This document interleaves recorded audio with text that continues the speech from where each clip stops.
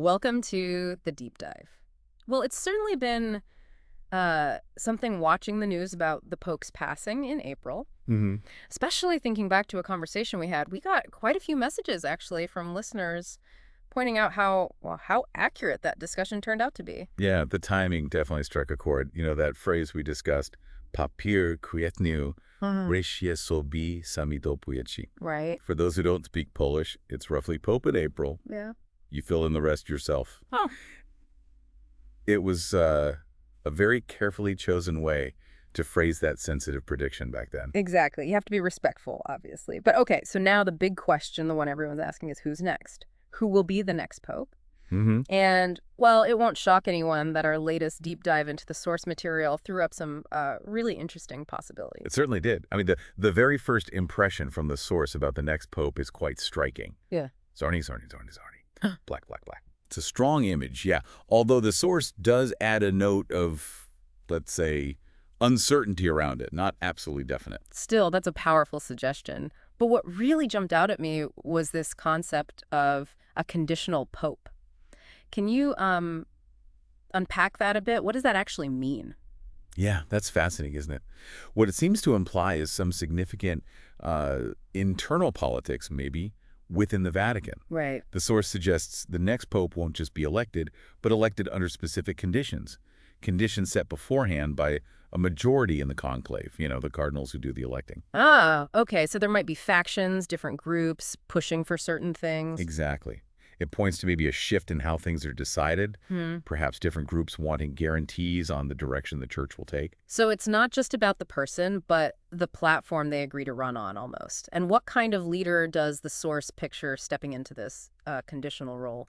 Well, the description's fairly clear, actually. It's someone relatively young, for a pope anyway.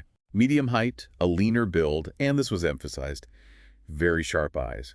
Eloquence, too. That's seen as crucial. Right. Suggest maybe a more dynamic, perhaps more media-savvy figure. Possibly. Someone youthful, articulate, maybe ready to, well, shake things up a bit. And the source does predict a trzęsienie ziemi, an earthquake, basically within the church pretty quickly under this new pope. That sounds like, well, exactly like shaking things up. Major upheaval. It really does. An earthquake. It strongly hints at big changes coming fast. And the source specifically points towards a reformist path, particularly borrowing from Protestant practices. Okay, let's be clear on that, though. The source was careful to say this isn't about the Catholic Church becoming Protestant, right? No, not at all. It's more about adopting certain principles, maybe certain ways of doing things that are more common in Protestantism. And what kind of things are we talking about? What specific reforms got flagged up? Well, the biggest one mentioned is the idea of optional celibacy for priests. Wow, okay. That's huge. It is. It's a direct comparison to Protestant churches where celibacy isn't mandatory. If that happened, I mean, it would be a massive shift after centuries of Catholic tradition. It would offer priests a choice rather than a blanket rule. Exactly. A choice. And you have to wonder if that's maybe driven by the need to, keep priests, attract new ones, in a world that's changing. That would definitely be a colossal change. Impacts priests' lives, the church structure, everything, really. Were other reforms mentioned? Yes. Also potential changes around marriage annulments, Oh. particularly in cases involving infidelity. The suggestion is the whole process might become, well, less difficult.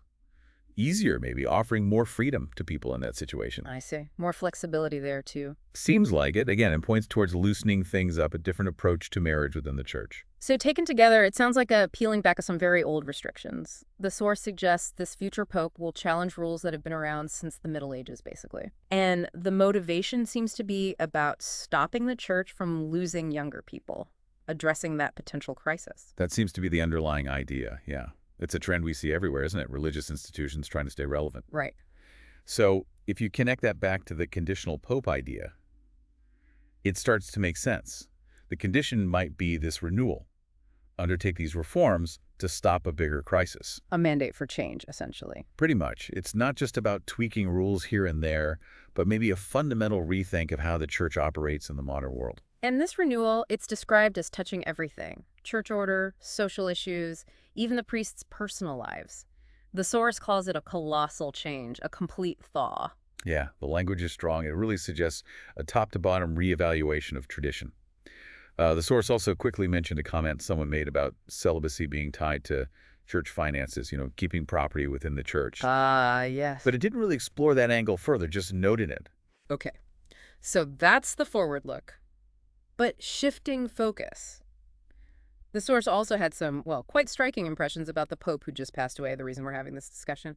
What came through there? Yeah, the imagery was vivid. First thing mentioned was terraced gardens. Beautiful.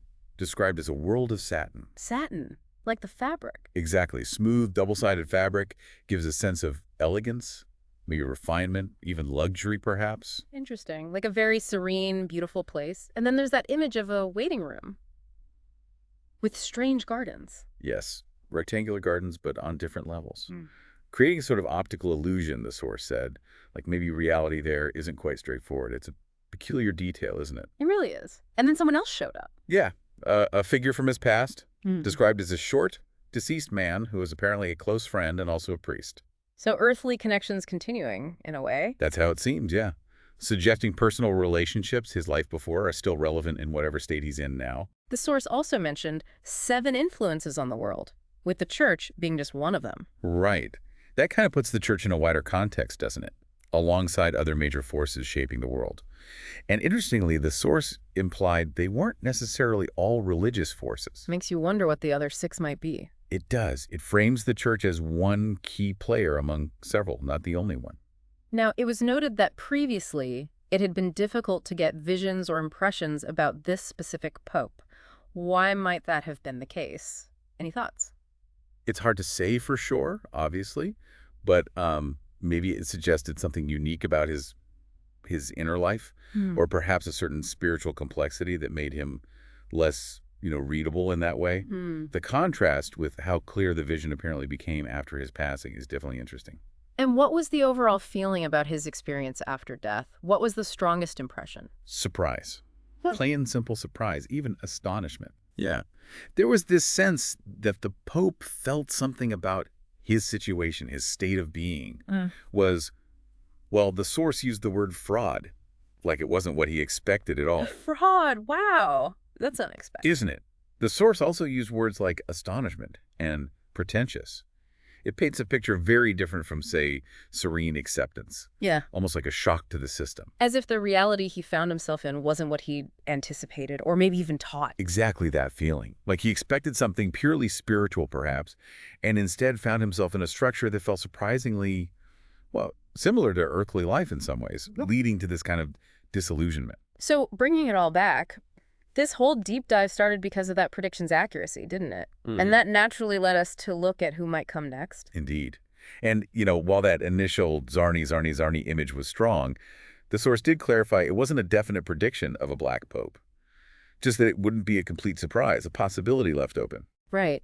But the main takeaway, the central theme running through all of this about the next pope, it seems undeniable. He's expected to be a reformer. Absolutely. His election seems tied, almost conditional, on the expectation that he'll be the one to lead the church away from some of its strictest, oldest rules. It really raises huge questions about where the Catholic Church is heading, doesn't it? Right. And its capacity to adapt. Looks like we could be heading into a period of really significant change. Yeah, it suggests the church might be at a real crossroads, grappling with how to evolve and stay relevant today. Definitely a space to watch. Absolutely. And speaking of global shifts and changes for our next deep dive, we're planning to look into some of the growing global complications that seem to be on the horizon. Sounds important. It does. But for now, to everyone listening, we hope you have a good, restful period. Yes, indeed. Have a peaceful time and maybe mull some of this over. Until we talk again,